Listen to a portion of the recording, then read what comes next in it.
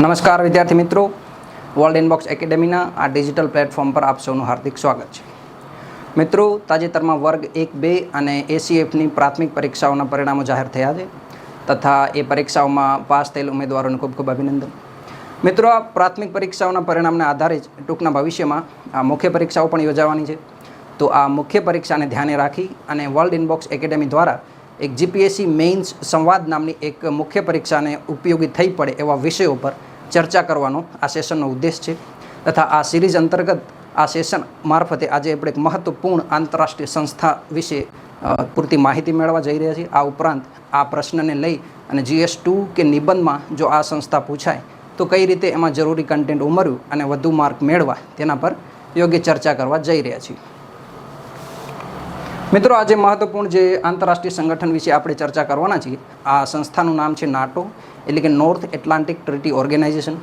મિત્રો, આ નાટો ગયા વર્ષે જ્યારે રશિયા વડે યુક્રેન પર આક્રમણ કરવામાં આવ્યું ત્યારથી આ સંસ્થા ખૂબ ચર્ચામાં છે. આ ઉપરાંત અમેરિકા અને રશિયા વચ્ચેના જે તણાવો છે, પશ્ચિમ અને રશિયા વચ્ચેના જે તણાવો છે, આ તણાવોમાં પણ એક નાટોની એક મહત્વપૂર્ણ ભૂમિકા છે મિત્રો. અને આ જ કારણોસર નાટો છે એ પ્રશ્ન GS2માં, GS3માં કે તમને એસેમાં પણ પૂછી શકાય છે. તો આ પ્રશ્ન સાથે કઈ રીતે યોગ્ય ન્યાય કરવો એ બાબતે યોગ્ય ચર્ચા કરવા જઈ રહ્યા છીએ મિત્રો. તો આ સિલેબસને અનુરૂપ જોઈએ તો મિત્રો GS3માં એક મહત્વપૂર્ણ મુદ્દો બની શકે. આ ઉપરાંત GS2માં તથા નિબંધમાં પણ આ એક મહત્વપૂર્ણ મુદ્દો બની શકે છે મિત્રો. નાટો વિશે પૂરતી ચર્ચા કરવા કે માહિતી મેળવ્યા પહેલાં મિત્રો એક નાટોની પૃષ્ઠભૂમિ સમજવા માટે એક નાનકડું ઉદાહરણ સમજીએ કે જે નાટોની પૃષ્ઠભૂમિ આરામથી સમજાવી શકે. આ ઉપરાંત વર્તમાનમાં ઉદ્ભવેલી પરિસ્થિતિના પાછળ કયા કારણો જવાબદાર છે, શું આમાં અમેરિકાની ઉગ્રતા કે પછી રશિયા જવાબદાર છે, એ કારણો સરળતાથી સમજી શકાય તેના માટે એક ઉદાહરણ લઈએ મિત્રો.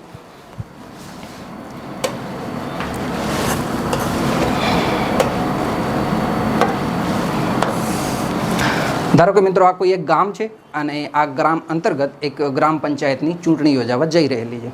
તો જોઈએ મિત્રો કે આ ગ્રામ પંચાયતની ચૂંટણી દરમિયાન ખરેખર ગ્રામમાં કેવો માહોલ હશે. ધારો કે આ ગામના મુખ્ય બે ફાંટા છે, જેમાં એક ઉમેદવાર A ભાઈ છે અને બીજા એક અન્ય ઉમેદવાર B ભાઈ.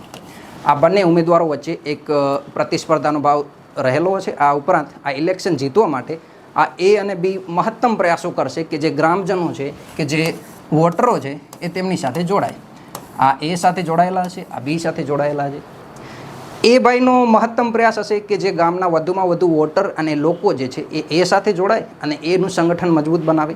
તો સામે પક્ષે Bનો પણ એ જ પ્રયાસ હશે મિત્રો કે વધુમાં વધુ લોકો B સાથે જોડાય અને એમનું સંગઠન મજબૂત બનાવે. ધારો કે આ લોકો A સાથે જોડાયેલા છે મિત્રો અને આ લોકો B સાથે જોડાયેલા છે. પણ ઘટના એવી બને છે આગળ જતાં કે ઇલેક્શન દરમિયાન એક આ ભાઈ જે છે આ Bનું સંગઠન છોડી અને Aના સંગઠનમાં જોડાઈ જાય છે. હવે આ Bના સંગઠનમાંથી એક સભ્યના છૂટા પડવાથી અને A સાથે જોડાવાથી આ બંને સંગઠનો વચ્ચે તણાવ વધશે. Bનું સંગઠન છે મિત્રો એ થોડું નબળું પડશે, જ્યારે Aનું સંગઠન છે એ આ ભાઈના આવવાથી અને એમની સાથે એમના સહયોગીઓ આવવાથી એ જે છે એ વધુ મજબૂત બનશે અને એ જે છે એ જીતવા માટે વધુ હજી આવા પ્રયાસો કરશે કે અન્ય લોકો જે છે એ પણ A સાથે જોડાય, અન્ય B લોકો છે એ પણ જે A સાથે જોડાય. એટલે Bના તમામ સભ્યોને અથવા તો ગ્રામજનોને એ પોતાના સંગઠનમાં જોડવાના પ્રયાસો કરશે. હવે આ પરિસ્થિતિમાં B ભાઈ સામે એ સમસ્યા હશે કે એની જે આક્રમકતા છે કે એને પોતાના સભ્યોને એ B તરફ ખેંચવાના જે પ્રયાસો કરે છે એ રોકવા માટે B ભાઈ કોઈ સંગઠનની રચના કરે છે. ધારો કે B ભાઈ જે છે એ આ ત્રણેય સભ્યો સાથે જોડાઈ અને એક સંગઠન બનાવે અને એવો નિયમ બનાવે કે જે પણ કોઈ હવે A સાથે જોડાશે એમને આ સંગઠનની બહાર કાઢી મૂકવામાં આવશે. અથવા તો આ જે સંગઠન છે એ પરસ્પર Aની વિરુદ્ધમાં કાર્ય કરશે, આવું કોઈ સંગઠન બનાવશે અને Aના જે છે એ વધારે લોકો મેળવવાના જે પ્રયત્નો છે એ રોકશે. તો આ જ પરિસ્થિતિ મિત્રો નાટો સાથે જોડાયેલી છે. જોઈએ કઈ રીતે નાટોને આ સંલગ્ન બનેલી છે. નાટોની થોડી બેઝિક માહિતી મેળવી લઈએ મિત્રો અને આ જે માહિતી છે એ પ્રાથમિક પરીક્ષામાં પણ ઉપયોગી થશે. તાજેતરમાં એક પ્રાથમિક પરીક્ષામાં નાટોનું પૂરું નામ પણ પૂછવામાં આવેલું છે. તો નાટોનું પૂરું નામ મિત્રો નાટોનું પૂરું નામ મિત્રો નોર્થ એટલાન્ટિક ટ્રીટી ઓર્ગેનાઇઝેશન. આ નાટોનું પૂરું નામ છે, જે યાદ રાખવું જરૂરી છે. અને આ નાટો સંગઠનની રચના જે છે એ મિત્રો કઈ સંધિ અંતર્ગત કરવામાં આવી હતી, આ પણ એક પ્રાથમિક પરીક્ષાનો મુખ્ય ઉદ્દેશ્ય છે, મુખ્ય ક્વેશ્ચન બની શકે છે. સંધિ જોઈએ મિત્રો તો નોર્થ એટલાન્ટિક ટ્રીટી 1949માં આ સંગઠનની રચના થઈ. અને એક્ઝેક્ટ તારીખ જોશો મિત્રો તો 04 એપ્રિલ 1949, એટલે કે એપ્રિલ મહિનાના કરંટ અફેરમાં પણ આનું ખૂબ મહત્ત્વ છે. તો તલાટીની એક્ઝામ જે દેવા જઈ રહ્યા છે એ મિત્રો માટે પણ આ સેશન ઉપયોગી છે, અને પ્રાથમિક પરીક્ષા માટે પણ આ ફેક્ટ જે છે એ તમને ઉપયોગી નીવડી શકે. તો એપ્રિલ મહિનામાં નાટો જે છે એ અત્યારે 74 યર પૂર્ણ કર્યા છે. તો આ કરંટ અફેરનો એક ખૂબ મહત્ત્વપૂર્ણ મુદ્દો છે, અને સાથે સાથે છેલ્લા 1 વર્ષથી ખૂબ ચર્ચામાં છે. તો મુખ્ય પરીક્ષામાં પણ એ આવી શકે છે મિત્રો. હવે આ નોર્થ એટલાન્ટિક ટ્રીટી ઓર્ગેનાઇઝેશન 1949ની જે સંધિ છે એનું જે એક અન્ય નામ પણ છે મિત્રો વોશિંગ્ટન ટ્રીટી. વોશિંગ્ટન ટ્રીટી એટલા માટે કે આ જે સંધિ થયેલી છે એ અમેરિકાના વોશિંગ્ટન શહેરમાં થયેલી હતી. કેટલાક સંગઠનોએ સાથે મળી અને 1949માં વોશિંગ્ટન ખાતે નાટોની રચના કરેલી હતી, એટલા માટે એ વોશિંગ્ટન ટ્રીટી પણ નામ મેળવે છે. આ ઉપરાંત જોઈએ મિત્રો કે સભ્યો જે છે એ નાટોના સ્થાપના સમયે 13 હતા. 13 સભ્યો અમેરિકાના નેતૃત્વમાં એક સાથે આવી અને નાટોની રચના કરે છે. અને આગળ જતાં એટલે કે હાલમાં માર્ચ 23માં આ 13 સભ્યો વધી અને અન્ય સભ્યો જોડાતા વધી અને એ સંખ્યા અત્યારે થઈ ગઈ છે 31 મિત્રો. એક આ પણ કારણ છે મિત્રો કે કરંટ અફેરનો મુદ્દો એટલા માટે પણ બને છે કે એક યુરોપિયન દેશ ફિનલેન્ડ છે, એ ફિનલેન્ડ અત્યારે નાટો સાથે જોડાયેલું છે. હવે ફિનલેન્ડના જોડાવાથી જે નાટો વધુ મજબૂત બન્યું છે, અને એ પણ એક કરંટ અફેરનો મુદ્દો મહત્વપૂર્ણ છે. આગળ વધીએ મિત્રો. તો આ સંગઠનનો જે પ્રકાર જે છે, સંગઠનની રચના કઈ રીતે કરવામાં આવી હતી, શું કારણો હતા, નાટોના જે ઉદ્દેશ્યો હતા, એ આ મુદ્દાને બહુ રોચક બનાવે છે. તમને જોઈને નવાઈ લાગશે મિત્રો કે નાટોની જે રચના છે એ રશિયા વિરુદ્ધ કરવામાં આવેલી હતી. એટલે કે ત્યારે સોવિયત સંઘ હતું, union of Soviet socialist Republican, USSR નામનો એક વિશાળ દેશ હતો જેની વિરુદ્ધમાં આ નાટોની રચના કરવામાં આવી. હવે એવા કયા કારણો હતા કે જે રશિયાની વિરુદ્ધમાં નાટોની રચના થઈ એ પણ આગળ જોઈશું. તો આ ઓર્ગેનાઇઝેશનનો પ્રકાર કયા પ્રકારની આ સંસ્થા છે એ જોઈએ મિત્રો. તો એમનો પ્રકાર છે ઇન્ટર ગવર્મેન્ટલ મિલિટરી એલાયન્સ. આ મિલિટરી એલાયન્સ શબ્દ છે મિત્રો એ ખાસ સમજવા યોગ્ય છે, અને મુખ્ય પરીક્ષામાં આની ઉપર ખાસ ધ્યાન દેવું જોઈએ. શું છે આ મિલિટરી એલાયન્સ મિત્રો? મિલિટરી એલાયન્સ અને એમનો જે પ્રિન્સિપલ જે છે એ છે સિક્યુરિટી, કલેક્ટિવ સિક્યુરિટી પ્રિન્સિપલ. એટલે કે સામૂહિક સુરક્ષાના નિયમોને આધારે નાટો પોતાનું રચના કરે છે અને ઉદ્દેશ્યો પૂરા પાડે છે. હવે કલેક્ટિવ સિક્યુરિટી પ્રિન્સિપલ શું છે? આ કલેક્ટિવ સિક્યુરિટી પ્રિન્સિપલે નાટોને ખૂબ મજબૂત બનાવ્યું છે મિત્રો. કલેક્ટિવ સિક્યુરિટી પ્રિન્સિપલનો મિનિંગ એવો થાય છે મિત્રો, ધારો કે આ રશિયા છે અને આ યુરોપ અને અમેરિકાઈ દેશોનું સંગઠન છે. આમાં 31 દેશો છે, અને ધારો કે આ નાટો છે, આ નાટોનું સંગઠન છે. યુક્રેનની નાટોમાં જોડાવાની શું કામ આટલી બધી તીવ્ર ઈચ્છા હતી એ પણ તમને આ સિદ્ધાંત ઉપર સમજવામાં આવશે મિત્રો. ધારો કે અહીંયા એક દેશ છે, આ એક નાનો કોઈ જર્મની કે ફ્રાન્સ જેવો કોઈ દેશ છે, એની ઉપર રશિયા હુમલો કરવાનો પ્રયાસ કરે. રશિયા સૈન્ય રીતે શક્તિશાળી દેશ છે તથા કોઈ એક દેશને આરામથી હરાવી પણ શકે. તો આ જે રશિયા કોઈ નાના દેશ ઉપર હુમલો કરશે તો આ દેશની સંપ્રભુતા અને સરહદોની સુરક્ષા કરવા માટે 31 દેશો જવાબદાર રહેશે.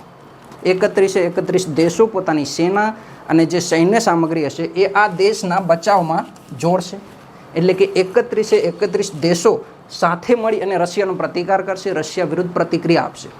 અને આ જે સિદ્ધાંત છે એને લીધે રશિયા આ નાટોના સંગઠનથી ખૂબ નારાજ છે, અને નાટો વિરુદ્ધ એ પોતાની રશિયા જે છે એ નાટોને પોતાની વિરુદ્ધ માને છે. જોઈએ આગળ મિત્રો.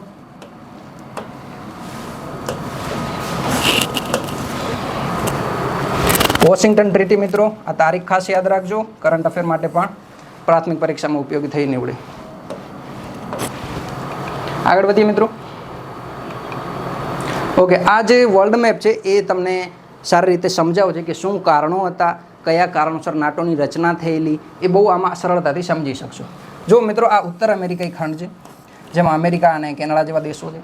જ્યારે આ જે છે આ યુરોપીય દેશો છે, યુરોપ ખંડ છે, એમાં ઘણા બધા યુરોપિયન દેશો છે. અને આ વિસ્તાર જે છે મિત્રો, આ વિસ્તાર છે રશિયાનો, એટલે કે તત્કાલીન સોવિયત સંઘ અથવા તો USSRનો. આ USSRની જે વિચારસરણી હતી મિત્રો, એમની જે અર્થવ્યવસ્થા હતી, શાસનની પદ્ધતિ હતી, એ શાસનની પદ્ધતિ મિત્રો સમાજવાદી હતી. હવે ધીરે ધીરે તમને આ નાટોના સંગઠનના ઉદ્દેશ્યો ખ્યાલ આવશે. રશિયા પોતાની અર્થવ્યવસ્થા સમાજવાદી વિચારધારાને આધારિત આગળ વધારતું હતું, જ્યારે આ યુરોપિયન દેશો છે એ વચ્ચે છે, અને આ જે દેશો છે અમેરિકાઈ અથવા તો પશ્ચિમ યુરોપિયન જાતિ અમુક દેશો છે, આ દેશો પોતાની જે વિચારધારા હતી એ પૂંજીગત વિચારધારા હતી, એટલે કે કેપિટલિઝમ. તો આ બધા દેશોમાં જે છે એ વિચારધારા પૂંજીગત છે, એમના જે અર્થવ્યવસ્થાનું સ્વરૂપ છે, માલિકી છે, એ બધું પૂંજીગત નીતિ નિયમોને આધારે સંચાલિત થતું હતું, જ્યારે રશિયા જે છે એ સામ્યવાદી વિચારધારાને આગળ લઈને વધતું હતું મિત્રો. તો હવે આ યુરોપિયન દેશો છે એ આ બંને દેશો વચ્ચે સેન્ડવિચ બને છે, બંને વચ્ચે દબાય છે. હવે જે મેં તમને ઉદાહરણ કીધું કે ભાઈ ગ્રામ પંચાયતમાં એ અને બી જે ઉમેદવાર હતા એ એવો પ્રયાસ કરે છે કે વધુમાં વધુ લોકો પોતાના સંગઠનમાં જોડાય અને પોતાની વિચારધારા અને સંગઠનને મજબૂત બનાવે. આ સિદ્ધાંત મિત્રો અહીં લાગુ પડે છે. જો આ પશ્ચિમના જે દેશો છે એ પૂંજીગત વિચારધારાનો પ્રચાર કરવા માંગે છે અને એવો પ્રયત્ન કરે છે કે જે આ યુરોપિયન દેશો છે એ એમની સાથે જોડાઈ જાય અને પૂંજીગત વિચારધારાનો સ્વીકાર કરી અને પૂંજીગત અર્થવ્યવસ્થા એમનામાં લાગુ કરે, કે જેથી જે પૂંજીગત વિચારધારાને લાગુ કરતું સંગઠન છે એ વધુ સક્ષમ બને. તો સામ્યવાદી જે વિચારધારા છે એનું પ્રતિનિધિત્વ રશિયા કરે છે, એટલે કે તત્કાલીન સોવિયત સંઘ. તો સોવિયત સંઘ પણ એવું ઈચ્છે કે યુરોપના મહત્તમ દેશો છે એ સમાજવાદી વિચારધારા અપનાવે અને રશિયા સાથે જોડાઈ અને સમાજવાદી સંગઠનને વધુ સક્ષમ બનાવે મિત્રો. અને એ જ કારણ હતું કે બંને પક્ષો જે છે એ યુરોપને પોતાની દિશામાં ખેંચવા માટે પ્રયત્નો કરતા હતા. હવે રશિયા જે છે એ પોતાની સામ્યવાદી વિચારધારાનો પ્રચાર આ દિશામાં કરે છે, જે પૂર્વીય દેશો છે યુરોપના ત્યાંથી લઈ અને પશ્ચિમ યુરોપ તરફ. અમેરિકા એવું ઈચ્છે છે કે આ યુરોપ જે છે એ સામ્યવાદી વિચારધારાથી બાકાત રહે, એ રશિયા સાથે ના જોડાય, યુએસએસઆર સાથે ના જોડાય અને આગળ જતાં એમનાથી રક્ષણ કરવા માટે નાટોની રચના કરી મિત્રો. આ તમે જોઈ શકો છો, આ નોર્થ એટલાન્ટિક સી છે મિત્રો, અને આ નોર્થ એટલાન્ટિક સીની આસપાસના જે દેશો છે એ દેશોએ સાથે મળી અને એક સંગઠનની રચના કરી, અને એટલે આ સંગઠનનું નામ નોર્થ એટલાન્ટિક ટ્રીટી ઓર્ગેનાઇઝેશન રાખવામાં આવ્યું. અમુક યુરોપિયન દેશો જોડાયા અને અમુક અમેરિકાઈ દેશો જોડાવ્યા કે જેની સરહદો નોર્થ એટલાન્ટિક ઓશિયન સાથે જોડાયેલી હતી, અને આ નોર્થ એટલાન્ટિક ઓશિયન સાથે જોડાવાથી એ સંગઠનનું નામ નાટો પડ્યું મિત્રો. જોઈએ આગળ. તો મેં જે તમને કીધું કે આ નાટો જે છે એ એક વિચારધારાના યુદ્ધને આધારિત બનેલું એક સંગઠન છે. એ કઈ રીતે જોઈએ મિત્રો? આ જોઈ શકો છો, આ જે રશિયા અને આ જે છે એ અમેરિકા છે મિત્રો. ભારત આઝાદ થાય છે 1947માં, એટલે આ વર્ષ બહુ મહત્વપૂર્ણ છે. 1947ના વર્ષથી જ મિત્રો વિશ્વમાં બે મહાસત્તાઓ સામે આવે છે, એટલે કે જે બીજું વિશ્વયુદ્ધ 1939થી 1945ના જે ખતમ થાય છે એ વિશ્વયુદ્ધમાં જીતેલા બે મહત્ત્વના દેશો. એક હતું એમાં અમેરિકા, જે તમે જાણો છો હિરોશીમા અને નાગાસાકી કાંડ કરવામાં એમનો બહુ મહત્વપૂર્ણ ફાળો હતો, અને બીજું છે રશિયા. રશિયા પણ એ સમયે જે વિજેતા દેશો હતા એમાંનો એક હતું. હવે સવાલ એ હતો કે આ બંને દેશોમાંથી સૌથી શક્તિશાળી કોણ? વિશ્વ ઉપર કોનું પ્રભુત્વ? કોની સાથે સૌથી વધારે દેશો જોડાશે? અને આવા જ સવાલોના જવાબ શોધવા માટે અને વિશ્વની એકમાત્ર મહાસત્તા બનવાની એક સ્પર્ધા ચાલુ થાય છે, અને આ સ્પર્ધાની શરૂઆત થાય છે 1947 મિત્રો. અને આ 1947થી લઈ અને 1991 આ જે સમયગાળો છે આ સ્પર્ધાને લીધે શીત યુદ્ધ તરીકે ઓળખાયો, કોલ્ડ વોર મિત્રો. એટલે કે આ યુદ્ધ જે લડાય છે એ આર્થિક, સામાજિક, સાંસ્કૃતિક, સંગઠનાત્મક મજબૂતાઈ આવા ક્ષેત્રોમાં લડાયું છે. આ શીત યુદ્ધમાં કોઈ બોમ્બ, મિસાઇલ કે પરમાણુ બોમ્બ નથી ફેંકાયા, એટલે આ જે યુદ્ધ હતું એમને શીત યુદ્ધનો ગાળો ઓળખવામાં આવ્યો 1947થી 1991 દરમિયાન. 1991 દરમિયાન આ બંને દેશોએ મેક્સિમમ પ્રયત્ન કર્યો કે સમગ્ર વિશ્વ ઉપર યુએસએસઆરનું જે પ્રભુત્વ છે એ જળવાઈ રહે, અથવા તો અમેરિકાનું જે પ્રભુત્વ છે એ જળવાઈ રહે. એમનું તમને એક ઉદાહરણ આપું મિત્રો, તો વિશ્વનો જે પ્રથમ ઉપગ્રહ લોન્ચ થયો મિત્રો 4 ઓક્ટોબર, આ એક પ્રિલિમનો ફેક્ટ પણ છે, યાદ રાખી શકો છો મિત્રો, 1957. 4 ઓક્ટોબર 1957 સ્પુતનિક વિશ્વનો પ્રથમ ઉપગ્રહ લોન્ચ કર્યો રશિયાએ, અને શીત યુદ્ધમાં એક જીત તરીકે એને જોવામાં આવ્યું.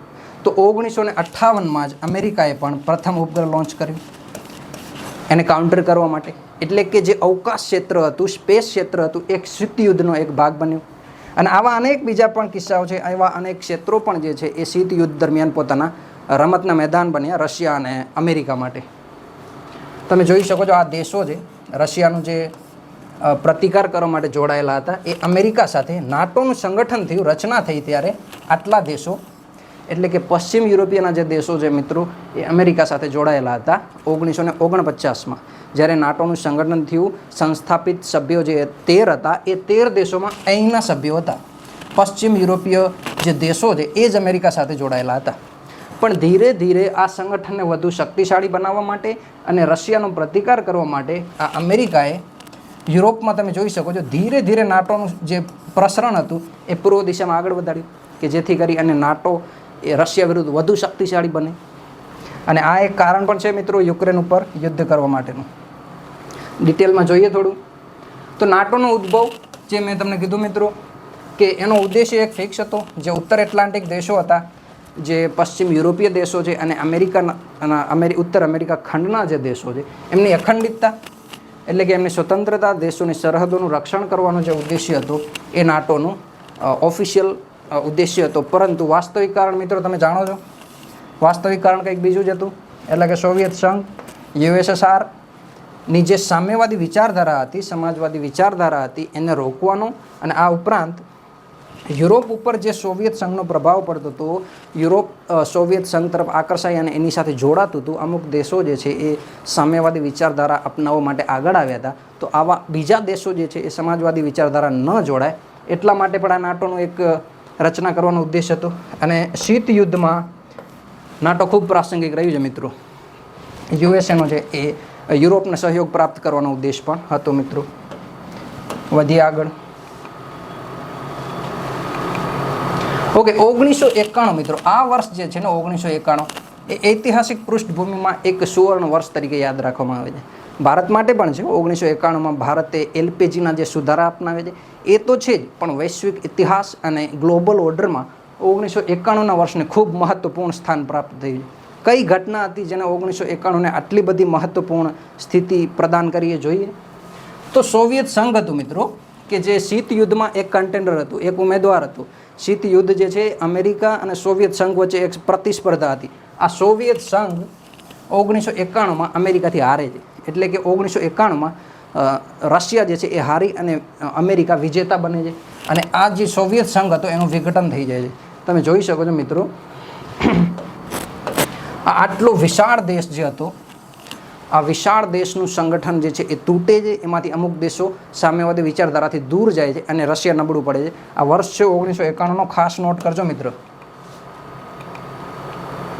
1991 બાદ એવી કઈ ઘટનાઓ બની એ પણ જોઈએ અને એમનું મહત્વ જોઈએ. તો રશિયા જે છે એ રશિયાનું વિઘટન 15 સ્વતંત્ર દેશો, 15 જેટલા અલગ અલગ દેશો USSRમાંથી અલગ પડી ગયા. એમાંથી જે એક ટુકડો છે જે એ આજે રશિયા છે, એ સંપ્રભુ દેશો અસ્તિત્વમાં આવ્યા છે. અને શીત યુદ્ધમાં અમેરિકા ચેમ્પિયન બને છે, વિજેતા બને છે. અને એ સાથે સમગ્ર દુનિયા ઉપર એકમાત્ર મહાસત્તાનું બિરુદ છે એ અમેરિકાને પ્રાપ્ત થાય છે. 1991 બાદ અમેરિકા બહુ શક્તિશાળી દેશ તરીકે સામે આવે છે. વિશ્વ વ્યવસ્થા જે છે મિત્રો, એ વિશ્વ વ્યવસ્થામાં બદલાવ આવે છે 1991ના સોવિયત સંઘના વિઘટન બાદ. કેવા કેવા ફેરફારો આવે છે એ પણ જોઈ લઈએ. તો ગ્લોબલ ઓર્ડર મિત્રો 1947થી 1991 દરમિયાન દ્વિધ્રુવીય હતું. એટલે કે બાયપોલાર, બે ધ્રુવો હતા વિશ્વના, બે શક્તિના ધ્રુવો હતા. એક હતું USA અમેરિકા અને બીજું હતું રશિયા એટલે કે સોવિયત સંઘ. આ બંને દેશો શક્તિના અલગ અલગ ધ્રુવો હતા અને વિશ્વના અનેક દેશોને પોતાની તરફ આકર્ષતા હતા. આ દ્વિધ્રુવીય વિશ્વો 1991માં નષ્ટ પામે છે અને યુનિપોલર એક ધ્રુવીય વિશ્વ બને છે. જે અમેરિકા છે એ એકમાત્ર મહાસત્તા તરીકે સામે આવે છે અને રશિયાનો જે છે એ વિઘટન થઈ જાય છે. એટલે વિશ્વ વ્યવસ્થા દ્વિધ્રુવીયમાંથી એક ધ્રુવીમાં બની મિત્રો.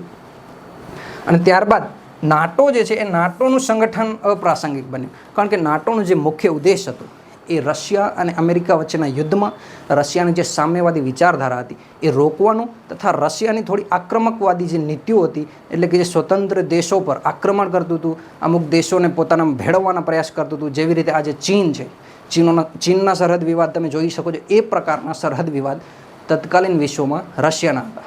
એટલે રશિયાની આક્રમકવાદી નીતિને રોકવા માટે જ તો નાટોનો જન્મ થયો હતો.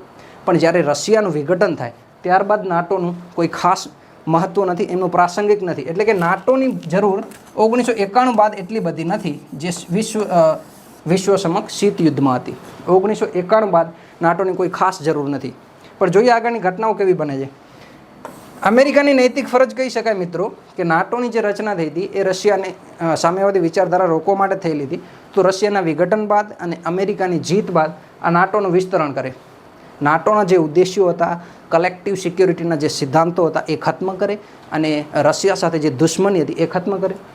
પણ નાટો વિસ્તરણ પામ્યું 1991 બાદ, જ્યારે નાટોને અપ્રાસંગિક છે, નાટોની કોઈ જરૂર નથી, એનું વિઘટન કરવાને બદલે અમેરિકા નાટોના વિસ્તરણમાં વ્યસ્ત છે. 1991માં નાટોએ અમુક બીજા દેશોને પણ જોડી લીધા રશિયાની વિરુદ્ધમાં. કયા કયા દેશો છે અને શું ઘટનાઓ બની, અને યુક્રેનની આજે જે પરિસ્થિતિ છે એમાં નાટોનો શું ફાળો છે જોઈએ મિત્રો. જોઈ શકો છો આ નાટો 1997 બાદનો અહીંયા ગ્રાફ છે મિત્રો.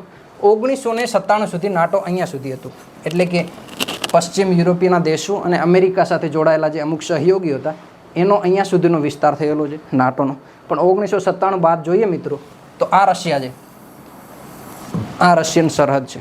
આ રશિયાની સરહદની ધીરે ધીરે નજીક જતું જાય છે. એસ્ટોનિયા, લાતવિયા, લિથુઆનિયા, પોલેન્ડ, ચેક Republic, Slovakia, Hungary, Romania, Slovenia, Croatia, Montenegro, Albania, North Macedonia અને બલ્ગેરિયા જેવા જે પૂર્વ યુરોપિયન દેશો હતા એમને પણ નાટોમાં જોડવામાં આવે રશિયાની વિરુદ્ધમાં. મિત્રો આ દેશોની એક વખત જોઈ લેજો આરામથી, પ્રિલિમ પરીક્ષામાં આવી શકે છે. તાજેતરમાં G20 ખૂબ ચર્ચામાં રહેલું છે. તો જુનિયર ક્લાર્કની પરીક્ષામાં G20માંથી જે દેશો કયા સામેલ છે અને કયા નથી એ પૂછાઈ ગયેલું છે. તો આ દેશો ઉપર એક ઝીણી નજર રાખવી મિત્રો.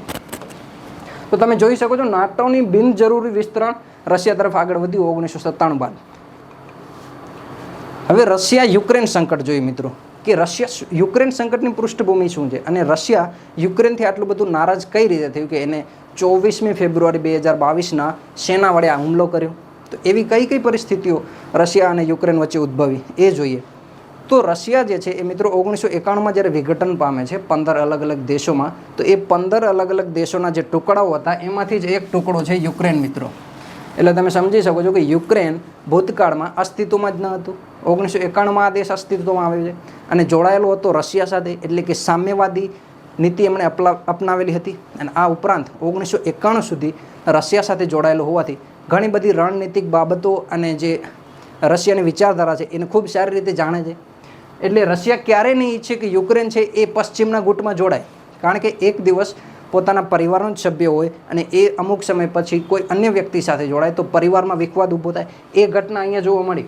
એટલે કે યુક્રેન યુએસએસઆરનો એક સભ્ય હતો અને યુએસએસઆરમાંથી 1991માં પેદા થયેલો આ દેશ અમેરિકાના સંગઠનમાં જોડાવાની ઈચ્છા વ્યક્ત કરે છે અને આ બાબત છે એ રશિયાથી સહન નથી થઈ. 1994માં આ એક રમૂજી કિસ્સો છે મિત્રો, જે તમને જાણીને ખૂબ નવાઈ લાગશે કે 1994માં P5 કન્ટ્રીઓ તમે જાણો છો મિત્રો યુએનએસસીમાં. તો યુએસએ, યુકે, રશિયા, ફ્રાન્સ, ચીન, ત્યારબાદ ભારત, પાકિસ્તાન અને આજે ઇઝરાયલ અને નોર્થ કોરિયા જેવા દેશો પરમાણુ શક્તિ મેળવી ચૂકેલા છે. તો રશિયા જે છે એ ઓલરેડી એક પરમાણુ શક્તિ હતું 1991 પહેલાં, અને આ પરમાણુ શક્તિ હોવાને લીધે યુક્રેન રશિયાનો એક ભાગ છે. તો યુક્રેન પાસે પણ પરમાણુ શક્તિ હતી, કારણ કે એ રશિયાનો જે એક હિસ્સો હતો, યુએસએસઆરનો જે એક હિસ્સો હતો. તો 1991માં જે છે એ ન્યુક્લિયર પાવર હતું યુક્રેન. પણ જ્યારે અલગ દેશ બન્યો તો 1994માં અમેરિકી રાષ્ટ્રપતિ, અહીંયા પણ મિત્રો અમેરિકા છે, બિલ ક્લિન્ટનની મધ્યસ્થતામાં એવા કરાર થયા કે યુક્રેને પોતાના જે પરમાણુ હથિયારો હતા એ રશિયાને પરત સોંપ્યા. આ ઘટના ઉપર તમે વિચારી શકો છો કે જો આજે 2022-23માં જો યુક્રેન પાસે પરમાણુ શક્તિ હોત, પરમાણુ હથિયારો હોત, તો રશિયા આજે યુક્રેન ઉપર હુમલો કરવાનું ક્યારે ના વિચારત. 1994માં આ ઘટના બની. બિલ ક્લિન્ટનની મધ્યસ્થતામાં યુક્રેને પરમાણુ હથિયારો રશિયાને પરત કર્યા. આગળ જોઈએ મિત્રો 21મી સદીમાં 2000 બાદની ઘટનાઓ બને છે. જ્યોર્જ બુશ અને બરાક ઓબામા બંને જે છે એ અમેરિકી રાષ્ટ્રપતિ પદ ભોગવી ચૂક્યા છે. આ બંને નેતાઓએ યુક્રેનને નાટોમાં જોડવાના પ્રયાસો કર્યા. એટલે કે અમેરિકાએ યુક્રેનને નાટોમાં જોડી અને રશિયા વિરોધી નીતિ અપનાવવા માટે સમર્થન આપ્યું. આગળ વધીએ મિત્રો, શું ઘટના ઘટે છે આના પછી જોઈ શકો છો કે 2014માં પણ એક મહત્વપૂર્ણ ઘટના બને છે મિત્રો. હવે 2014ની ઘટના થોડીક રણનીતિક દ્રષ્ટિએ મહત્વપૂર્ણ છે, જે સમજશો તો બહુ રસપ્રદ લાગશે તમને. ક્રિમિયા કરીને એક વિસ્તાર છે. ક્રિમિયા વિસ્તાર યુક્રેનનો છે. 1991 બાદ જ્યારે વિઘટન થયું તો ક્રિમિયાનો વિસ્તાર યુક્રેનમાં જોડવામાં આવે. હવે તમે જોઈ શકો છો કે આ જે છે આ યુક્રેન છે, આ વિસ્તાર જે છે ક્રિમિયા વિસ્તાર છે, અને આ વિસ્તાર યુક્રેન સાથે જોડાયેલો છે 1991 બાદ. હવે રશિયા જે છે, રશિયા મિત્રો જુઓ બ્લેક સી મારફતે આંતરરાષ્ટ્રીય વ્યાપાર કરે છે. પોતાની રશિયન નેવી જે છે એ પણ બ્લેક સીમાં હંમેશા એક્ટિવ રહે છે. પરંતુ આ જે વિસ્તાર છે એ રણનીતિક દ્રષ્ટિએ પશ્ચિમ યુરોપ અને અન્ય જે આક્રમક શક્તિઓ છે એની વિરુદ્ધમાં પ્રતિક્રિયા આપવા માટે ખૂબ રણનીતિક મહત્વ ધરાવે છે.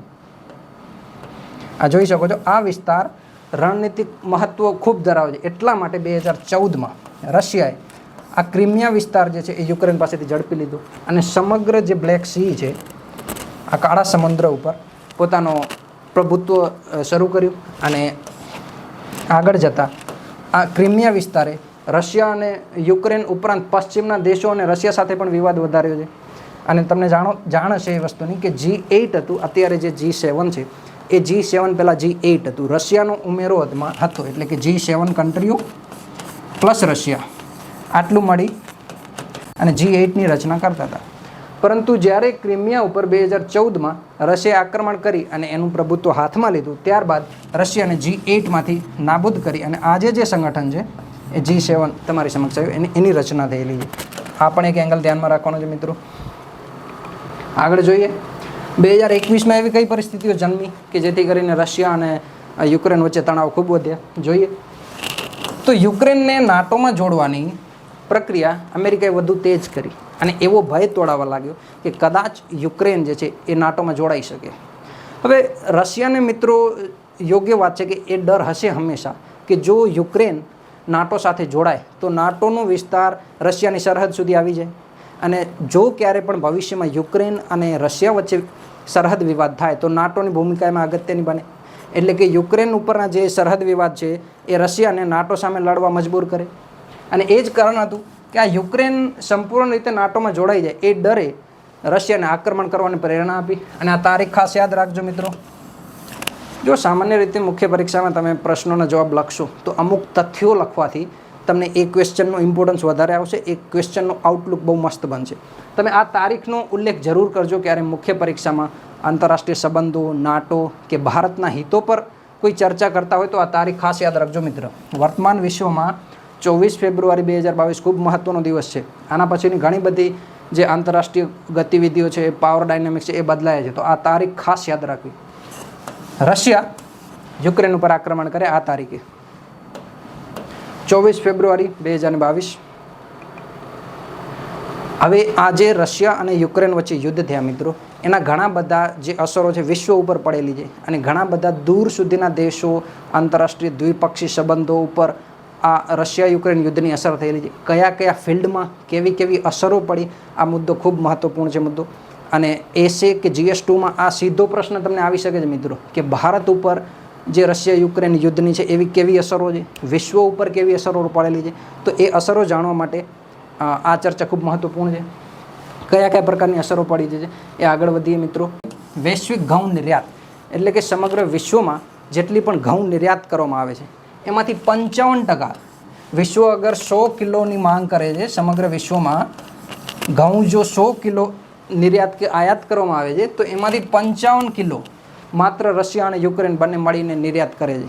હવે આ બંને દેશોની જે અગત્યતા છે એ ખાદ્ય સુરક્ષા ઉપર કેટલી વિશાળ છે એ આ ફેક્ટથી તમે સમજી શકો કે આ 55% ઘઉં, વિશ્વ આપૂર્તિના 55% ઘઉં આ રશિયા યુક્રેન યુદ્ધ બાદ જે છે એ નિર્યાત નહીં થઈ શકે. અને આ જ કારણે વિશ્વ સમક્ષ ભૂખમરાનો બહુ મોટો પ્રશ્ન ઉદ્ભવ્યો. અને તમે એ પણ અનુભવ્યું હશે કે 24 ફેબ્રુઆરી 2022 બાદ ઇન્ફ્લેશન છે, ખાદ્ય ફુગાવો છે, એ ચરમસીમાએ પહોંચ્યો છે.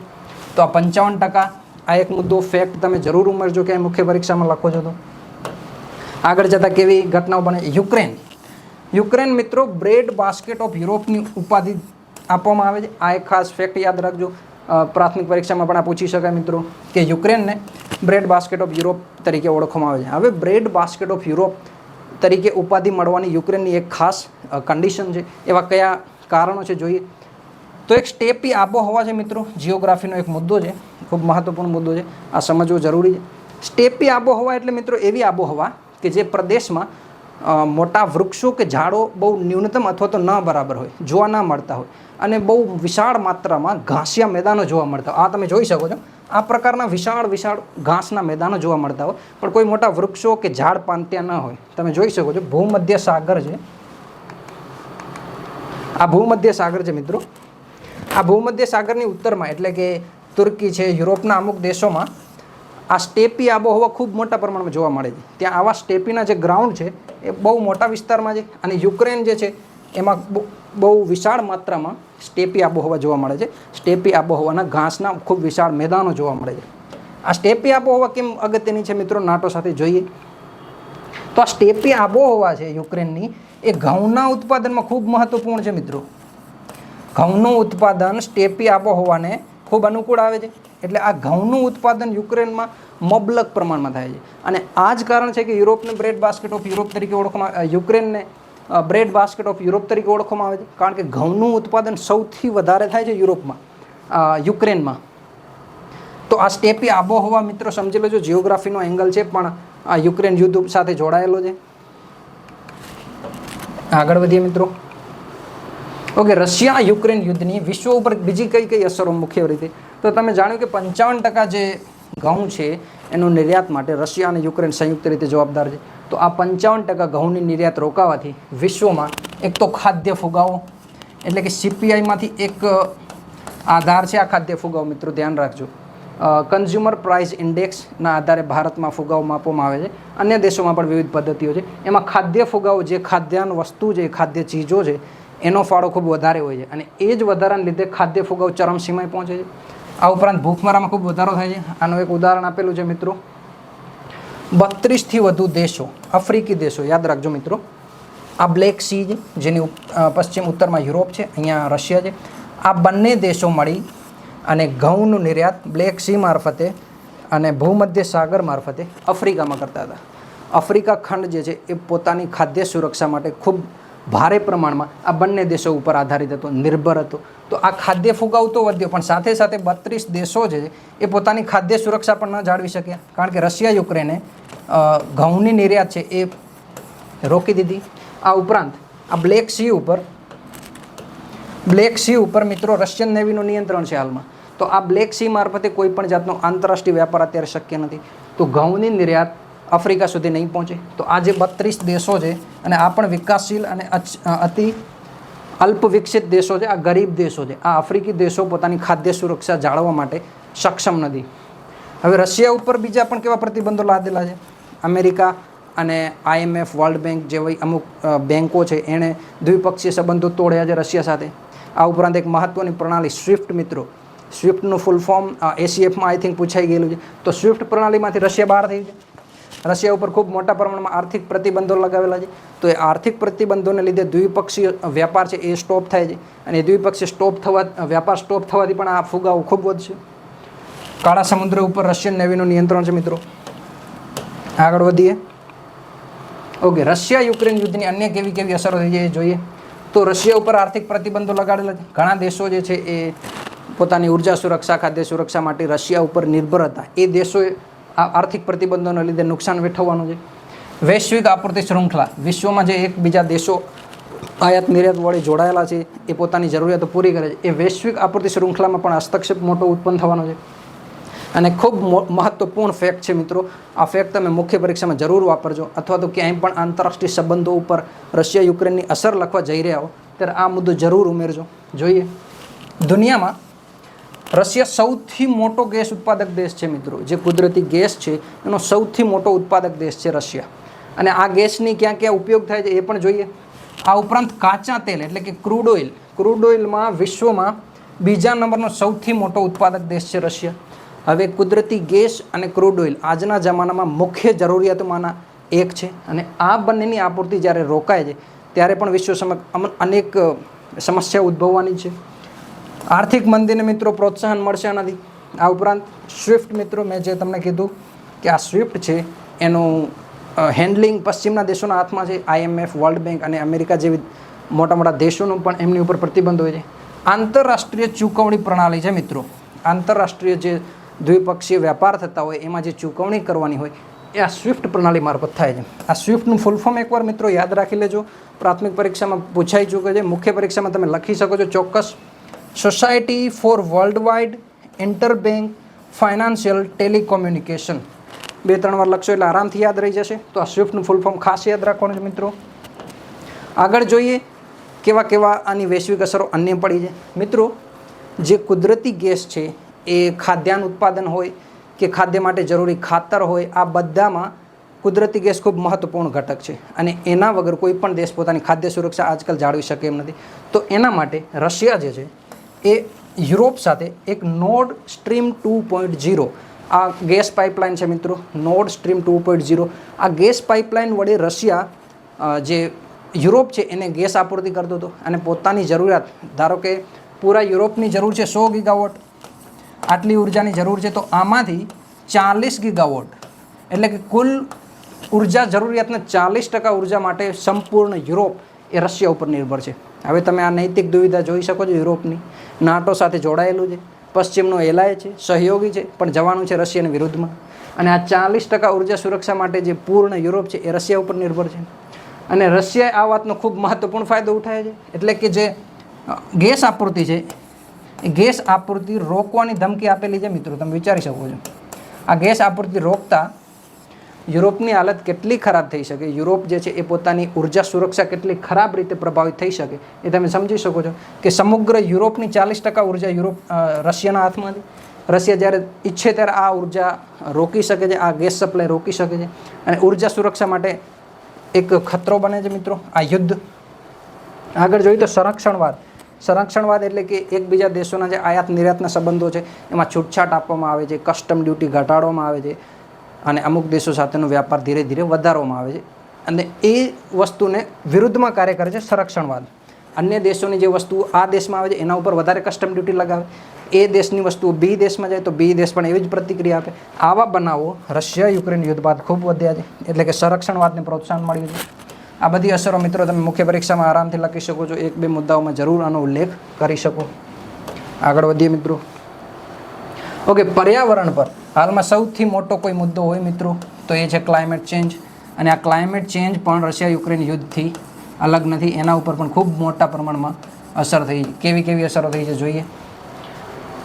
આ જર્મની દેશ છે મિત્રો. જર્મની દેશ રિન્યુએબલ એનર્જીમાં ખૂબ અગત્યનું કાર્ય કરી રહ્યો છે.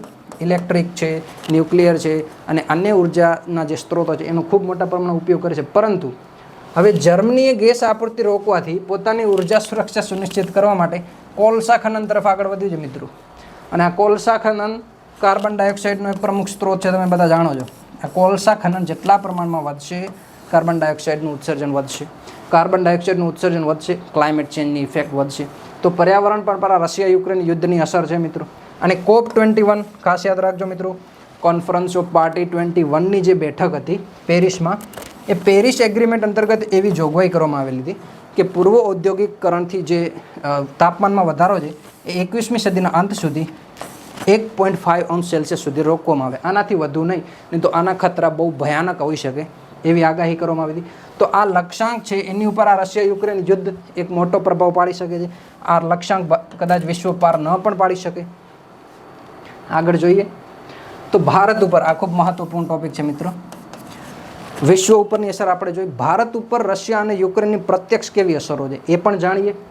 તો ભારત સૌપ્રથમ આપણે આર્થિક જે મુદ્દાઓ છે, આર્થિક અસરો છે એના ઉપર પહેલાં ધ્યાન કેન્દ્રિત કરીશું. ભારતની પણ એ જ હાલત છે જે યુરોપની હાલત છે. ભારત પોતાના 85% ક્રૂડ ઓઇલ માટે તથા 40-45% કુદરતી ગેસ માટે આયાત ઉપર નિર્ભર છે. હવે આ ઉર્જા સુરક્ષા ઉપરાંત આ કૃષિ સાથે જોડાયેલો પણ મુદ્દો છે. કઈ રીતે જાણીએ. આ 40-45% જે કુદરતી ગેસ છે, કુદરતી ગેસનો ઉપયોગ ક્યાં થાય છે મિત્રો? કુદરતી ગેસનો ઉપયોગ જે ખાતરો છે જરૂરી અને ઉપરાંત રાસાયણિક ખાતરો હોય, જંતુનાશક દવાઓ હોય, આના માટે આ કુદરતી ગેસનો ઉપયોગ થાય છે. યુરિયા જેવા ખાતરોમાં પણ નાઇટ્રોજન છે, અન્ય કુદરતી ગેસ છે, એમનો ઉપયોગ થાય છે. તો આ કુદરતી ગેસની અછતમાં આ યુરિયા જેવા અન્ય ખાતરોનું ઉત્પાદન પણ ઘટશે. અને ભારતમાં આ ખાતરોનું ઉત્પાદન ઘટતા શું ફરક પડશે? ખાદ્યાન્ન સામે સુરક્ષા, એટલે કે ખાદ્યાન્ન ઉત્પાદન ઘટશે. ખાદ્યાન્ન ઉત્પાદન ઘટતા ભારત ઉપર પણ એના નકારાત્મક પ્રભાવ પડી શકે છે. તમે જોયું હશે કે ગયા વર્ષે પણ મિત્રો આ ઘટના જોવા મળી હતી. હવે આ એક ઇકોનોમિક્સનો કન્સેપ્ટ છે મિત્રો. અર્થ ઇકોનોમિક્સનો એક મહત્વપૂર્ણ કન્સેપ્ટ છે. જો આ જાણશો તો તમને પણ આનંદ થશે. ઇકોનોમિક સર્વે 2020-21 આવા મુદ્દા મિત્રો ક્યારે મિસ ના કરવા. મુખ્ય પરીક્ષામાં સૌથી વધારે જે વેઇટેજ છે ઇકોનોમિક સર્વેને આપવામાં આવે છે. આના જે તથ્યો છે એને ખૂબ મહત્વ અથવા તો ઊંચું સ્થાન પ્રાપ્ત થાય છે. જોઈએ કઈ રીતે. તો ભારતની વૃદ્ધિ હતી, આર્થિક વૃદ્ધિ. મિત્રો તમે જાણતા હશો કે જે બજેટ છે, ઇકોનોમિક સર્વે છે, એમાં આવનારા વર્ષમાં કે પછી ગત વર્ષમાં ભારત કેવું આર્થિક પ્રદર્શન કરશે, ભારતની જીડીપી વૃદ્ધિ કેટલા ટકા હશે, એના જે માપદંડો હોય છે એ ઇકોનોમિક સર્વે અને બજેટમાં રજૂ કરવામાં આવે. તો એ જે ગયા વર્ષે જે આર્થિક માપદંડો રજૂ કરાયા એ વૃદ્ધિના આધારમાં એક આધાર ખૂબ મહત્વપૂર્ણ તરીકે લેવામાં આવ્યો કે ભારત જે છે એ આવનારા વર્ષમાં, ધારો કે કોઈ X%, અહીં 7.5 કે 8% જેવું છે, મને એક્ઝેક્ટ યાદ નથી, પણ આટલા ટકા જો ભારતને આર્થિક વૃદ્ધિ કરવી હોય તો કેવી કેવી શરતોનું પાલન કરવું જોઈએ એ જોઈએ. એમાંથી એક શરત ખૂબ મહત્વપૂર્ણ હતી મિત્રો, કે જે આપણે કાચું તેલ આયાત કરીએ છીએ, ક્રૂડ ઓઇલ. એ ક્રૂડ ઓઇલનો જે ભાવ જે માપવામાં આવે છે મિત્રો, આ પ્રાથમિક પરીક્ષાનું એક ક્વેશ્ચન પૂછાઈ ચૂક્યું છે, બ્રેન્ટ ક્રૂડ ઇન્ડેક્સ. આ બ્રેન્ટ ક્રૂડ ઇન્ડેક્સમાં ભાવ જે નક્કી કરવામાં આવે એ ભાવે આખા સમગ્ર વિશ્વમાં ક્રૂડ ઓઇલનો વ્યાપાર થાય છે. તો આ બ્રેન્ટ ક્રૂડ ઇન્ડેક્સમાં ભારતે એવો આધાર રાખ્યો કે જો સમગ્ર વર્ષ દરમિયાન જે ક્રૂડ ઓઇલ છે એનો ભાવ $70 થી $75 પ્રતિ બેરલ આટલો જ રહે, તો અને તો $70 અને $75 પ્રતિ બેરલ આટલો ભાવ સમગ્ર વર્ષ દરમિયાન રહે તો ભારત આ આંકડા જેટલી આર્થિક વૃદ્ધિ દર્જ કરશે, આટલી જીડીપી ગ્રોથ મેળવી શકે. પરંતુ એક હાસ્યાસ્પદ બાબત પણ સામે આવી. ભારતે આ લક્ષ્યાંક રાખ્યો ફેબ્રુઆરી-માર્ચમાં, અને એના 1 મહિના પછી ક્રૂડ ઓઇલ જે છે એ તમે જોઈ શકો છો કે આ બ્રેન્ટ ક્રૂડ ઇન્ડેક્સમાં જે ભાવ સામે આવ્યો એ હતો $140 પ્રતિ બેરલ. ભારતના લક્ષ્યાંક હતા એનાથી લગભગ 2 ગણું મોંઘું. હવે ક્રૂડ ઓઇલ જ્યારે મોંઘું થાય, ભારત પોતાની 85% જરૂરિયાત માટે જે ક્રૂડ ઓઇલ છે એ આયાત કરે છે. તો ક્રૂડ ઓઇલ જ્યારે પણ મોંઘું થાય ત્યારે ક્રૂડ ઓઇલ પર આધારિત પરિવહન, કૃષિ અને જેટલી પણ ખાદ્યાન્ન વસ્તુ છે એ મોંઘી થવાની છે. તો આ $140 પ્રતિ બેરલ જે છે એની અસર આ જીડીપી વૃદ્ધિ ઉપર ઘટશે, નકારાત્મક રહેશે. એટલે કે ભારતનું જે જીડીપી વૃદ્ધિના લક્ષ્યાંકો હતા એ નિષ્ફળ થવાનો ભય પણ આ ભાવને આધારે સંભાવના રહેલી છે. આગળ વધીએ. આયાતિત ફુગાવો આની સાથે જોડાયેલો છે. ક્રૂડ ઓઇલનો ભાવ વધશે, કુદરતી ગેસનો ભાવ વધશે તો ખાદ્યાન્ન વસ્તુઓ મોંઘી થશે. એટલે કે આયાત કરેલી વસ્તુઓના ભાવ વધારાને કારણે ભારતમાં ભાવ વધારો થશે. તો એને શું કહેવાય છે મિત્રો? આયાતિત ઇન્ફ્લેશન, ઇમ્પોર્ટેડ ઇન્ફ્લેશન. જીડીપી વૃદ્ધિ ઉપર મેં તમને જણાવ્યું એમ નકારાત્મક અસર રહેશે. આગળ જોઈએ અન્ય કઈ કઈ અસરો છે. આર્થિક અસરો ખૂબ મહત્વપૂર્ણ છે મિત્રો. ફુગાવાને કારણે આ એક આરબીઆઈનો ઓફિશિયલ ડેટા છે મિત્રો, $100 બિલિયન FDI આઉટફ્લો, $100 બિલિયન જેટલો FDI આઉટફ્લો થશે ભારતમાં આ રશિયા યુક્રેન યુદ્ધને કારણે. હવે આ FDI આઉટફ્લો છે એ એક ઇકોનોમિક કન્સેપ્ટ છે, બહુ મહત્વપૂર્ણ છે, સમજીએ મજા આવશે એનાથી અને તમને ઇકોનોમિક્સ પર છે તમારો કોન્ફિડન્સ વધશે. ધારો કે ભારતમાં એક વ્યક્તિ છે એ, આ વ્યક્તિની જરૂરિયાત, વ્યક્તિની આયાત છે અથવા તો ઇન્કમ છે મહિનાની $100 છે. FDI આઉટફ્લોનો ઇનડાયરેક્ટ મતલબ છે કે ભારતમાં જે રોકાયેલા પૈસા હતા, વિદેશી મૂડીકારોએ જે ભારતમાં રૂપિયા રોક્યા હતા એ ફુગાવાને કારણે ભારતમાંથી લઈ અને કોઈ બીજી જગ્યાએ નિવેશ કર્યા. આવું કયા કારણોસર થયું અને ફુગાવાને કારણે FDI આઉટફ્લો શું કામ થાય એનો જસ્ટ બેઝિક ખ્યાલ આપો છો મિત્રો. ધારો કે એ ભાઈની મહિનાની આવક છે $100. આ $100 આવકમાંથી એ પોતાની જરૂરિયાતનો સામાન $80 ખરીદે છે. બાકીના જે $20 વધ્યા, આ $20થી કોઈ અન્ય ચીજ વસ્તુઓ ખરીદશે. ધારો કે આ વસ્તુ ફ્રૂટ ખરીદે છે અને આ $20થી કોઈ અન્ય માલ સામાન ખરીદે છે.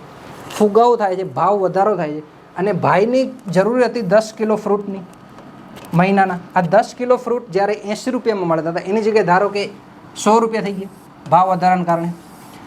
તો હવે ભાઈ આ $80 10 કિલો ફ્રૂટ નહીં ખરીદી શકે, એ ભાઈએ $100 ચૂકવવો પડશે. એટલે ભાઈ પાસે હવે વધારાના કોઈ પૈસા વધ્યા નહીં, ભાઈ પોતાની જે જરૂરિયાત હતો એ ઘટાડશે.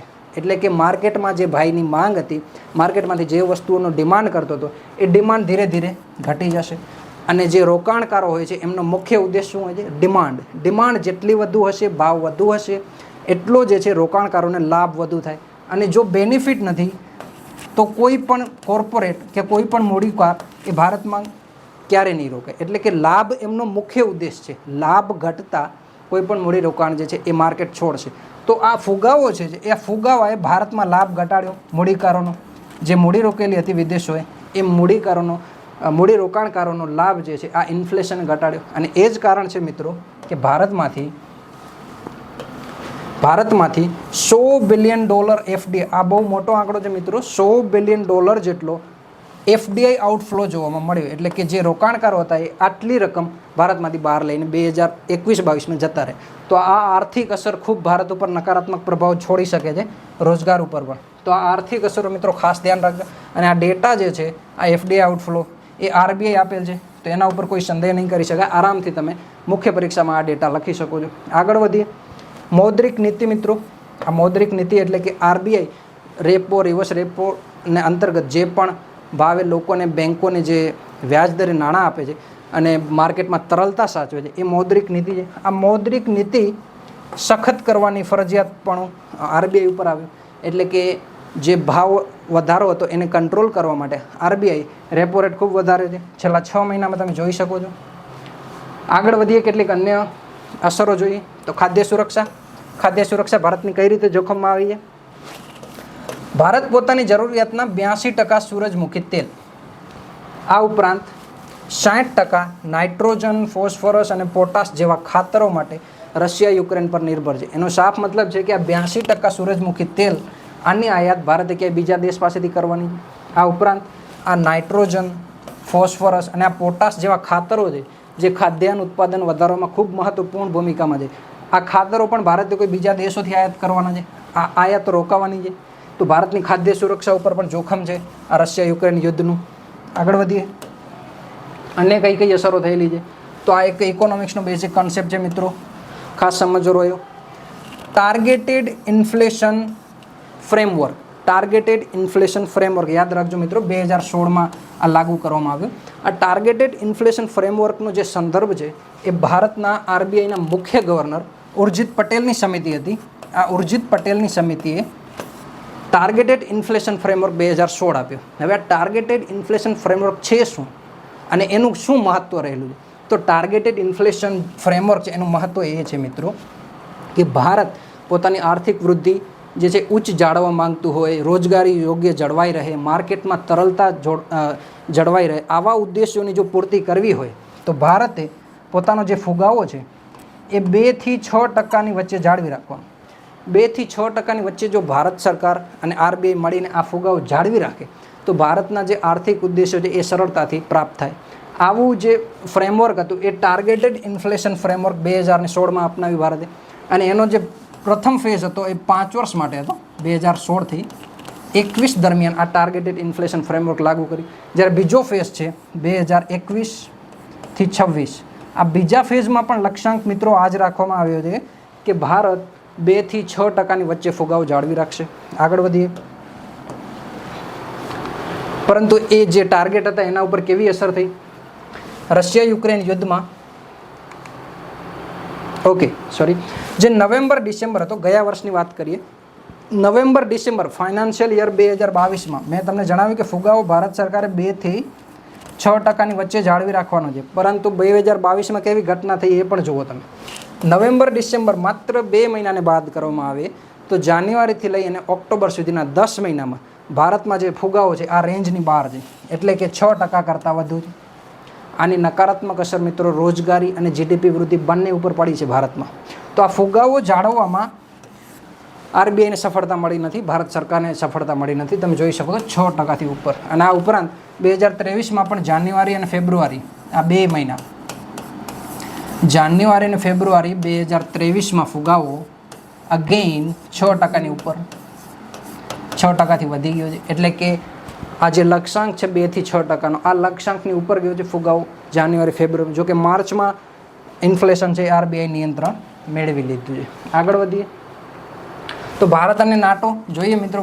રશિયા યુક્રેન યુદ્ધમાં રશિયા યુક્રેન યુદ્ધમાં ભારતની કેવી ભૂમિકા જોડાયેલી છે? હવે એક સમાચાર આવ્યા હતા કે રશિયા અને યુક્રેન જ્યારે યુદ્ધ શરૂ હતું ત્યારે ભારત નાટોના સંપર્કમાં હતો. તમે પણ જોયું હશે વંદે ભારત મિશન, જે યુક્રેનમાં ફસાયેલા ભારતીય વિદ્યાર્થીઓ હતા, એમાં વિદ્યાર્થીઓને રશિયા યુક્રેનના યુદ્ધમાંથી બહાર સુરક્ષિત કાઢવા માટે ભારતે નાટો સાથે સંપર્ક કર્યો હતો. આ ઉપરાંત રશિયા સાથે પણ ભારત સંપર્કમાં હતું.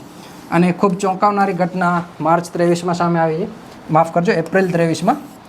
એપ્રિલ 23માં નાટો સ્પોક્સ પર્સન, નાટોના જે સ્પોક્સ પર્સન હતા એમણે ભારતને આમંત્રણ આપ્યું છે કે તમે જોડાઓ નાટોમાં અને તમે નાટોના જે શરતો છે એને અનુરૂપ તમારી અર્થવ્યવસ્થા જાળવો અને નાટોની જે કલેક્ટિવ સિક્યુરિટી સિદ્ધાંત છે એનો લાભ તમે પણ મેળવો. જેમ પૂર્વ અને પશ્ચિમ યુરોપીય દેશો મેળવે છે નાટોનો લાભ, એમ તમે પણ મેળવો ચાઇનાની વિરુદ્ધમાં. એટલે કે ભારત ઉપર જો ચાઇના કોઈ આક્રમણ કરે તો નાટોના તમામ દેશો ભારત સાથે જોડાઈ અને ચાઇનાની વિરુદ્ધ પ્રતિક્રિયા આપશે. પરંતુ આના પણ અમુક પોઝિટિવ અને નકારાત્મક પક્ષો રહેલા છે. એટલે ભારતે આ જે નાટોનું આમંત્રણ હતું એનું કોઈ પણ જાતની પ્રતિક્રિયા નથી આપી, ભારતે કોઈ જવાબ આપ્યો નથી, પ્રતિક્રિયા ભારતે નથી આપી. અને અત્યારે ભારત મૌન છે એ બાબતે કે ભારતે નાટો જોડાવવું કે નહીં એ બાબતે ભારત મૌન છે. તમે તમારી જે કમેન્ટ બોક્સમાં તમારા વ્યૂ જણાવી શકો છો કે શું ભારતે નાટો જોઈન કરવું જોઈએ, ભારતને કેવા કેવા લાભ છે, ભારતના નુકસાન શું છે, એ તમે કમેન્ટ બોક્સમાં લખી શકો છો. આગળ વધીએ. હવે ભારત જે રશિયા યુક્રેન યુદ્ધમાં તટસ્થ છે, ભારતે કેવી કેવી પ્રતિક્રિયાઓ આપી છે? શું ભારત રશિયાની સાઈડ જોડાયેલું છે, નાટો સાથે જોડાયેલું છે, નાટોના સમર્થનમાં છે? કેવી પ્રતિક્રિયાઓ આપી? તો રશિયાએ જે આક્રમણ કર્યું મિત્રો, રશિયાએ યુક્રેન ઉપર જે આક્રમણ કર્યું એનો નિંદા પ્રસ્તાવ યુએનએસસીમાં લઈને આવવામાં આવ્યો. આ યુએનએસસી જે છે એ યુએનઓની જ એક શાખા છે. યુએનઓ વિશે ડિટેલમાં આપણે આગળના સેશનમાં ચર્ચા કરીશું. તો રશિયાના આક્રમણ વિરુદ્ધ એક પ્રસ્તાવ લઈને આવવામાં આવ્યો યુએનએસસીમાં. સામૂહિક સમગ્ર વિશ્વના દેશોએ સાથે મળી અને રશિયાના આક્રમણની નિંદા કરવી, આવો એક પ્રસ્તાવ યુએનએસસીમાં રજૂ કર્યો. પરંતુ આ પ્રસ્તાવમાં ભારત ગેર ઉપસ્થિત હતો, એટલે ભારત ઉપસ્થિત હતો નહીં.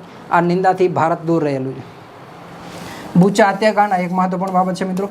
બુચા જે છે એ બુચા યુક્રેનનું એક વિસ્તાર છે અને એમાં રશિયા સેના અથવા તો રશિયાની જે સરકાર છે એના ઉપર એવા આક્ષેપો લાગે છે કે આ બુચા નામના વિસ્તારમાં જે યુક્રેનના સિવિલ નાગરિકો હતા, જે સિવિલના નાગરિકો હતા એમના પર સૈન્યએ ખૂબ ગોળીબાર કરેલો છે, આ ઉપરાંત એમની હત્યાઓ કરેલી છે. આવા આક્ષેપો જે છે એ બુચા હત્યાકાંડ અંતર્ગત રશિયા ઉપર લાગેલા છે. તો આ બુચા હત્યાકાંડની યોગ્ય તપાસ થાય અને માનવ અધિકારોનું સંરક્ષણ થાય, આના સમર્થનમાં ભારતે પક્ષ આપ્યો છે. એટલે કે બુચા હત્યાકાંડની યોગ્ય તપાસ થવી જોઈએ, આ ભારતનો પક્ષ છે આ બુચા હત્યાકાંડ બાબતે. આ ઉપરાંત એક સ્ટેટમેન્ટ આપેલું છે આપણા પ્રધાનમંત્રી શ્રી મોદી. આ સ્ટેટમેન્ટ પણ ખૂબ મહત્વપૂર્ણ છે નાટોના સંદર્ભમાં. શું સ્ટેટમેન્ટ છે?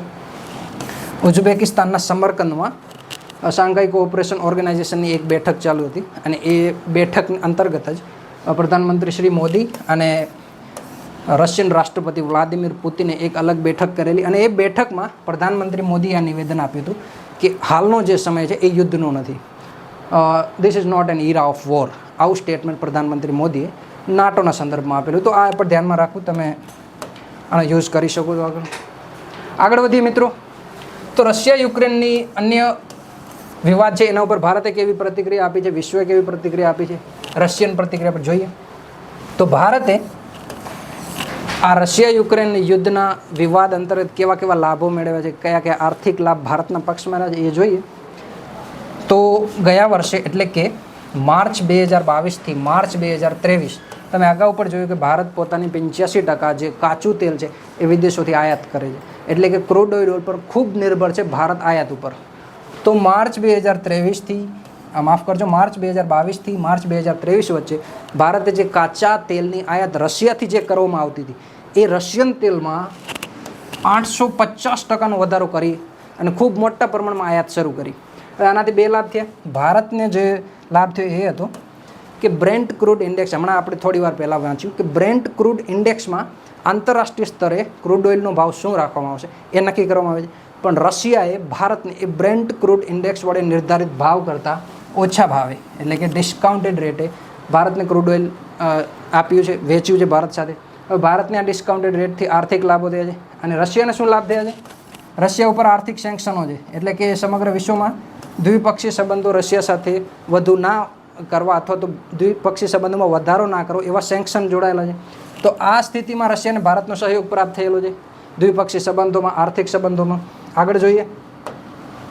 આ ઉપરાંત એક રૂબલ એગ્રીમેન્ટ કરવામાં આવે છે. આ ખૂબ મહત્વપૂર્ણ એગ્રીમેન્ટ છે મિત્રો. રૂપી એટલે કે ભારતનું ચલણ છે, આ રૂબલ જે છે એ રશિયન ચલણ છે. તો રૂબલ એગ્રીમેન્ટ કંઈક એવો છે કે વિશ્વમાં જે વ્યાપાર થાય છે, ચાહે ક્રૂડ ઓઇલ હોય, કુદરતી ગેસ હોય કે અન્ય કોઈ પણ કોમોડિટીનો જે વ્યાપાર થાય છે એમાં ચૂકવણી હંમેશા ડોલરમાં થાય. એટલે કે વિશ્વ વ્યાપાર છે એમાં ડોલરનું ખૂબ મોટું પ્રભુત્વ છે. ડોલર વડે વિવિધ દેશો પોતાના દ્વિપક્ષીય વ્યાપારના સંબંધો સાચવે છે. આ ડોલર વડે ચૂકવણી કરે છે. પણ ભારત અને રશિયા એક એવી સમજૂતી અંતર્ગત જોડાયેલા છે. ધારો કે ભારત રશિયાથી કોઈ વેપન, કોઈ હથિયાર કે પછી કાચું તેલ આયાત કરે તો ભારતે એની ચૂકવણી રૂબલમાં કે રૂપિયામાં કરી શકશે. એટલે કે રૂપિયા અને રૂબલ એકબીજા વચ્ચે જે દ્વિપક્ષીય વ્યવહારો છે એની ચૂકવણી સ્વરૂપે થશે. જો રશિયા ભારતથી કોઈ પણ વસ્તુ આયાત કરે છે તો એ પણ રૂપી કે રૂબલમાં ચૂકવણી કરી શકશે અને ડોલરનું બાયપાસ કરવામાં આવશે, ડોલરનો ઉપયોગ ઘટાડવામાં આવશે. એટલે આનાથી ભારતની જે ડોલર ઉપરની નિર્ભરતા છે એ ઓછી થશે. આગળ વધીએ. અને એ જે ઘટના છે રશિયા ઉપર, માફ કરજો, ડોલર ઉપર જે નિર્ભરતા ઘટાડવાની જે ઘટના છે એને વર્તમાનમાં ડી-ડોલરાઇઝેશન આવો એક કન્સેપ્ટ નામ આપવામાં આવ્યું છે. આની ઉપર વિગતે ચર્ચા કરીશું ક્યારેક. ડી-ડોલરાઇઝેશન અંતર્ગત આરબીઆઈએ અન્ય 18 દેશો સાથે રૂપિયામાં વ્યાપાર કરવાની અનુમતિ આપવામાં આવેલી છે. આ ન્યૂઝ ખૂબ મહત્ત્વના છે મિત્રો. એટલે કે જેમ રશિયા સાથે ભારતે રૂબલ રૂપી એગ્રીમેન્ટ કર્યા છે એ રીતે અન્ય દેશો સાથે જે તે દેશોની કરન્સી અને ભારતના રૂપિયામાં વ્યાપાર, દ્વિપક્ષીય વ્યાપારની ચૂકવણીઓ થઈ શકશે. આવી અનુમતિ આરબીઆઈ આપેલી છે. તો આનાથી ભારતનું ફોરેક્સ છે એ પણ સંરક્ષિત થાય. આ ઉપરાંત ડોલર ઉપરની નિર્ભરતા છે એ પણ ભારતની ઘટશે. આગળ જોઈએ મિત્રો, તો આના નિષ્કર્ષ સ્વરૂપે તમે લખી શકો કે ભારતે રશિયા યુક્રેન યુદ્ધમાં એક સ્વતંત્ર વિદેશ નીતિનું સંચાલન કર્યું છે. એટલે ભારતે પોતાની વિદેશ નીતિમાં ના તો રશિયાને વધારે મહત્ત્વ આપ્યું છે, ના અમેરિકાને કોઈ વધારે મહત્ત્વ આપ્યું છે. એટલે કે એ દેશોના નિર્ણયોને આધારે ભારતે પોતાની વિદેશ નીતિનું સંચાલન નથી કર્યું. ભારતે એક સ્વતંત્ર દેશને જરૂરી હોય, પોતાના રાષ્ટ્રીય હિતોને સર્વોપરી રાખવાનું હોય, પોતાના દેશના સંબંધો કઈ રીતે આંતરરાષ્ટ્રીય સ્તરે મજબૂત બનાવવાના, આવા લક્ષ્યાંકોને આધાર રાખી અને એક સ્વતંત્ર વિદેશ નીતિનું સંચાલન ભારતે કર્યું છે. અને રાષ્ટ્રીય હિતો હંમેશા સર્વોપરી રહ્યા છે ભારત માટે. તો આ હતી મિત્રો નાટોની વર્તમાન પ્રાસંગિકતા અને એમની પૃષ્ઠભૂમિ. આવા જ અને મહત્વપૂર્ણ સંગઠનો વિશે આગળના સેશનમાં પણ ચર્ચા કરીશું. ત્યાં સુધી રજા આપજો. ધન્યવાદ. જય હિન્દ.